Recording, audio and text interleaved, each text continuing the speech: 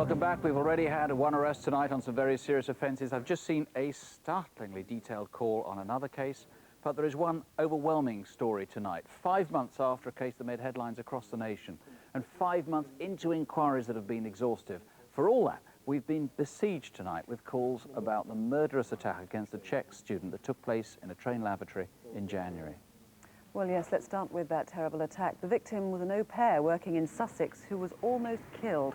We showed how it's possible the crime was connected with another that happened that same day, and that was the rape of a 15-year-old girl in Hastings. Shortly before the rape, a man followed the girl onto a train. What's happening? That man's just got on the train, love. I should go to the front and sit next to the guard. Okay. Well, Carl Crimewatch, have you been encouraged by the number of calls? You've certainly got a big, thick bundle there. I'd like to thank all of the viewers for phoning in. The response has been absolutely massive. It's been huge. We've had hundreds of phone calls, about 40 plus names put forward, some more than once, and they've certainly given us a lot of new leads. Yeah, let's just concentrate on the attack on the Czech student on Sunday the 25th of January. We asked for people who may have seen someone getting off between Robertsbridge and Tunbridge Wells. It was on the Hastings to London train. That's right. Any information there? Yeah, some people have come forward who previously hadn't, saying that they've seen people fill in the description and somebody going towards the toilet in that direction. So that's been encouraging as well. And this was the description that the victim actually gave of the attacker. Let's move on now to the other incident, the man who attacked the girl in Hastings. Now, what information could he have given about himself? Well, he gave a lot of clues, if you remember, about his lifestyle. He gave the name of George. He said he had a wife and child in the Hastings area. He said that he lived and worked in the Sevenoaks area, and he'd in fact been to Hastings that day. Let's hope some of those calls prove positive. Thank you. Thank you. Well, first, Giovanni Tumino. We've had 10 calls there. One of those tells us that 3 or 4 weeks ago he was dismissed from a hotel in Cornwall. Other sightings in London more recently. But the really good news is Eric Stobart, charged with sexual assaults involving children. Well, he's been arrested. Thank you for the help that you've given us on that one. That's really important.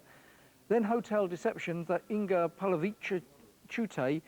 We've had various sightings today just north of London, and that may link him with other offences. Then William Fenland in respect of drugs offences, where we've had some vital information from a police officer on that one, and also in respect of Mohammed Chenya, another drugs case.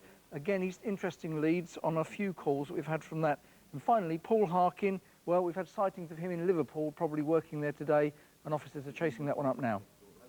We've had about 80 calls on the highway robbery near Plumpton Racecourse in Sussex. It was a sort of bumbling operation. The gang got their getaway car stuck in a ditch and fled with a few £100s.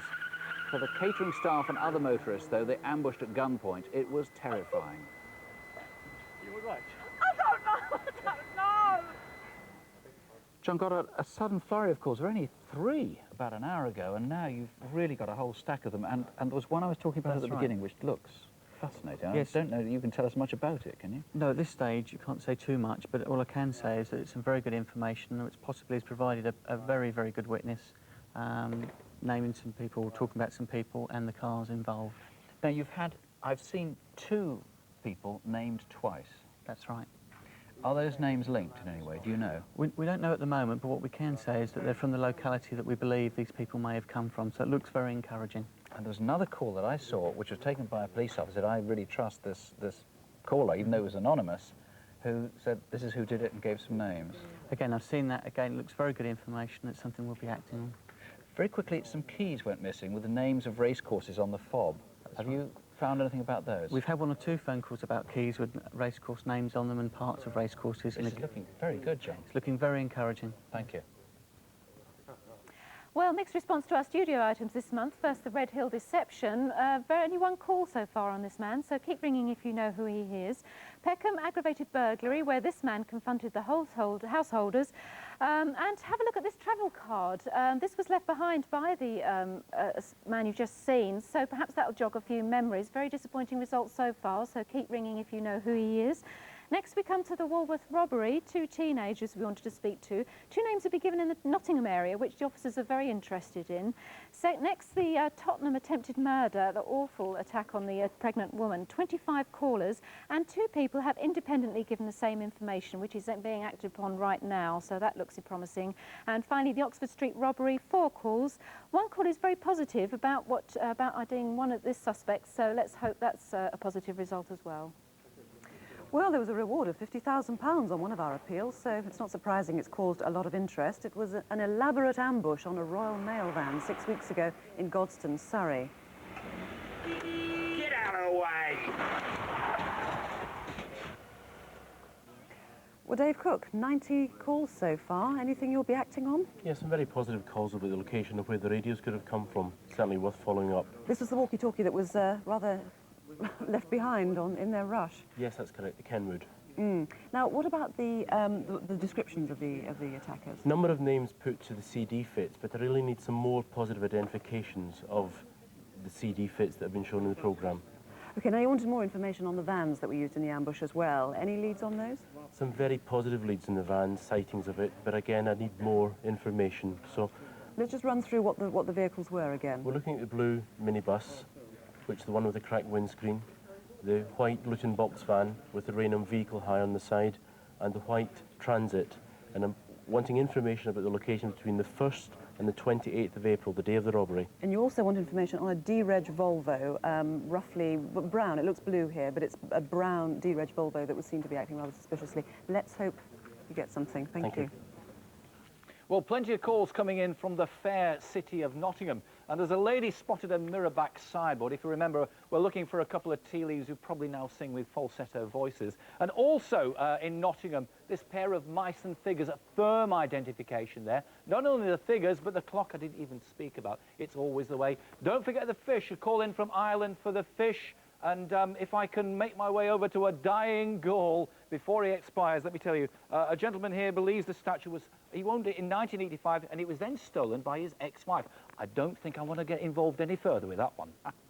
Our lines here in the studio are staying open until midnight, but you'll see others in a moment, and they're also listed on CFAX on page 621. If you've been the victim of a crime and you'd like someone to offer you some support, do ring Victim Support Line on 0845 30 30 900. Lines are open from 9 a.m. to 9 p.m. on weekdays, 9 a.m. to 7 p.m. on weekends. And calls are cheap, they're charged only at local rates. Other helplines are listed on our CFAX page, that is 621.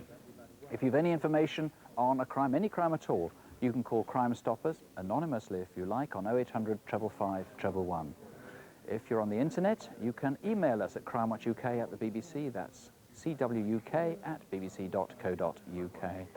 Do join us a month from now, Tuesday, July the 14th. And as I was saying earlier, talking of 14th, tonight is our 14th anniversary. Over those 14 years, at least 200,000 people have rung with information. Crimewatch works because millions of people are watching, ready to help if they can. All in all, it's not a bad world. Don't have nightmares, do sleep well. Good night. Good night.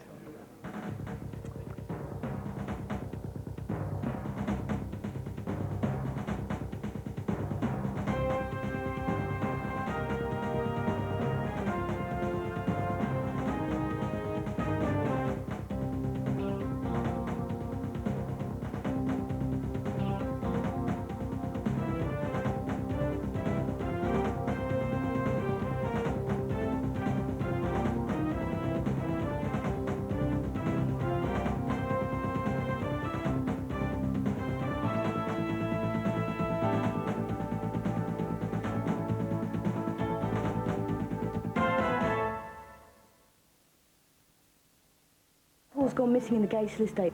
You're taking me for a ride, aren't you? You haven't even called an ambulance. When your job is helping others, You'd rather have that man die in there than risk your business, is that it? you might expect some help in return. Don't make me threaten you, Doc.